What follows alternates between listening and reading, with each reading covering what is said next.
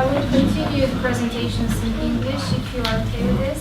I really want everyone to understand what I'm presenting here today. My name is Natalia. I'm from Betfair. I'm a product manager in e-commerce. And today I want to talk to you about the importance of listening to our customers. So I will start by having an imagination exercise with you guys, and I assume that for some of you it will not be an imagination exercise, it will be a memory exercise, but let's see. So imagine that you are thinking about an idea, an application, a website, a functionality for your existing website, for your existing product. And what do? So you really believe, you really think that your idea will make it in the market. It will be big and the market is growing and customers will actually want this. And so what do? You go online. Go online and start reading about this. Start reading about everything, all the documentation that you find, all the articles. You start talking to the network of the specialists that you have, the consultants, maybe the client that you are working for. And you analyze the official documentation. So when I say official documentation, it may be the value of the market at the moment or some similar documentation. You validate your idea. It's indeed a growing market. Everyone says that your customers are going to love your product. And you do what a normal person would do. You implement the idea, you launch it, and you back it up with a big marketing campaign. And it fails.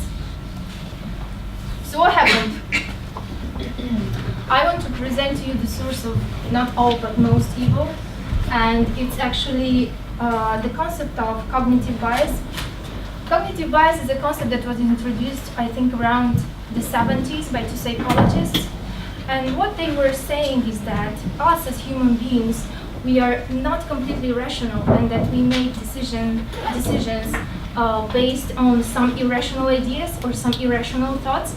And they kept demonstrating this by experiments, and they explained that to deal with a lot of information that we are currently dealing with, we create with our brain shortcuts to make the decisions better and faster. And these shortcuts are actually the cognitive biases, because it's a psychological, they produce a psychological effect for us to base our decisions on preconceptions. And unfortunately, most of the time, the preconceptions are deformed and they do not reflect the exact reality. So the source of most evil, more specifically in this case, in our case, in our example, is the bandwagon effect, or you would call it the herd effect. Like, what it is, it's us following the trending ideas and adopting an idea only because it was adopted by most of the people, or because a large group of people supports it. And it's actually quite reassuring to our clients or investors, because they actually know that they invested based on what most people or most investors did.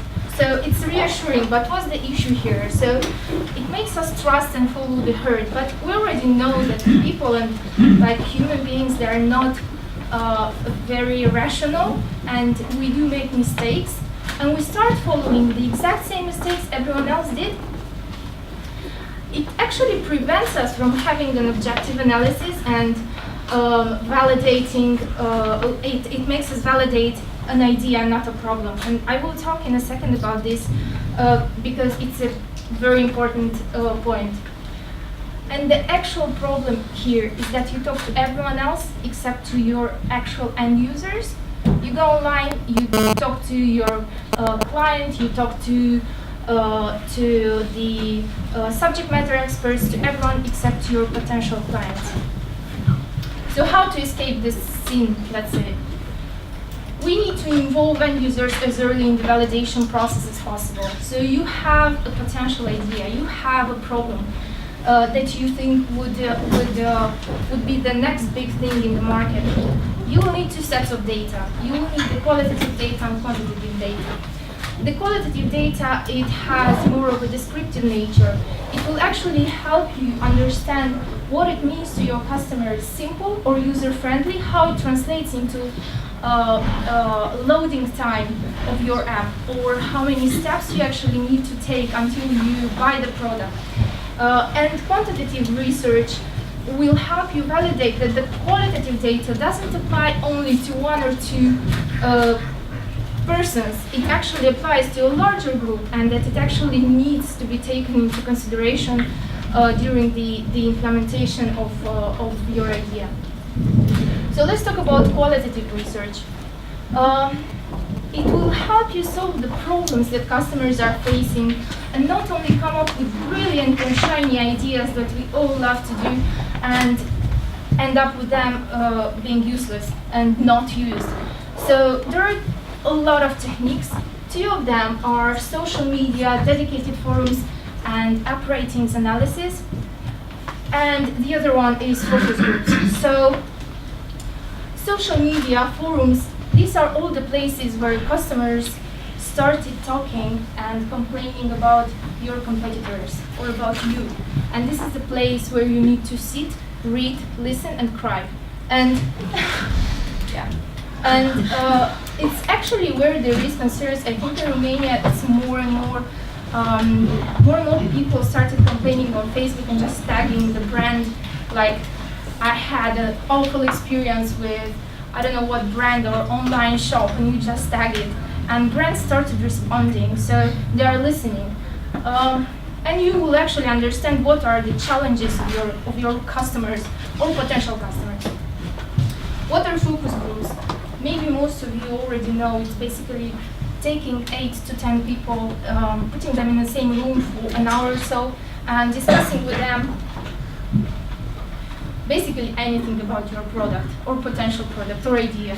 So you can test messages, functionalities, flows, advertising materials, your big marketing campaign, forms, like absolutely anything. You can just talk to them, understand what's their perception of this, explore with them. And ultimately you will be able to understand like what are the standout characteristics and strengths and weaknesses of your idea or your problem or your product. Sorry. The quantitative research will actually enable you to let the customer choose their preferred method. Like, we all have problems with some websites or with some apps, and most of the time we're imposed a solution, and this way you'll be able to actually test your idea with your ideas with the customers and let them decide what's the preferred solution. A/B testing and data analytics are the two techniques I am presenting today. So A/B testing or MPT testing is basically putting together, you have 2, 3, 4, 10 ideas of a campaign, of a banner, of a flow, absolutely anything, and you launch it and measure which option is better, which option converts better, drives more customers to buy, and so on. So it will help you understand in a better way what effects your products or your ideas have, and even better, it's because it's the fact that you are rolling this out only to a limited number of customers, so not to all of your customers. So if you break it, it will not be like massively broken. It will only be to 30% of your customers. Google Analytics and internal data,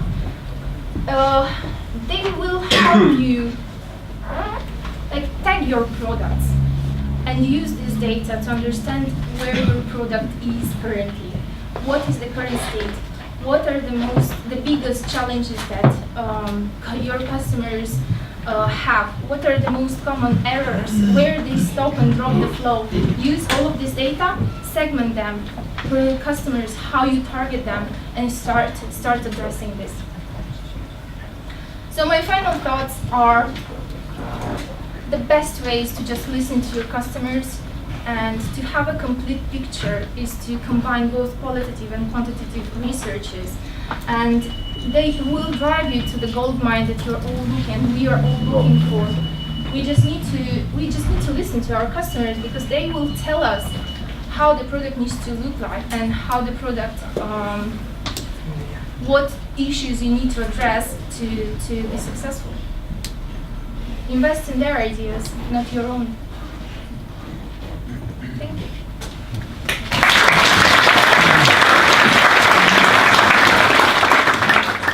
I have actually, you got a really good point to say to different brands what's your issue. I got recently, like 2 months ago, I got like 2 months ago an issue with IKEA, so I wrote them on Facebook and tagged them, and they respond. So that's, yeah. Finally they resolved the issue, but anyway, they start to respond on. Yeah, we started listening more and more to our customers, but I think we still have a lot to go there, and we need to stop validating our ideas with absolutely everyone except our customers. And did you work on some ideas, or are you working on product? Or? Yes, I'm product manager. I'm managing around 5 products at the moment, and this is the base of absolutely everything that we do. And are you on the betting stuff or? Yeah, the e-commerce part, okay. Payment stuff, registration stuff. Yeah. That's a good one, so we can ask you. Yeah, definitely. Okay, so do we have any other question other than mine?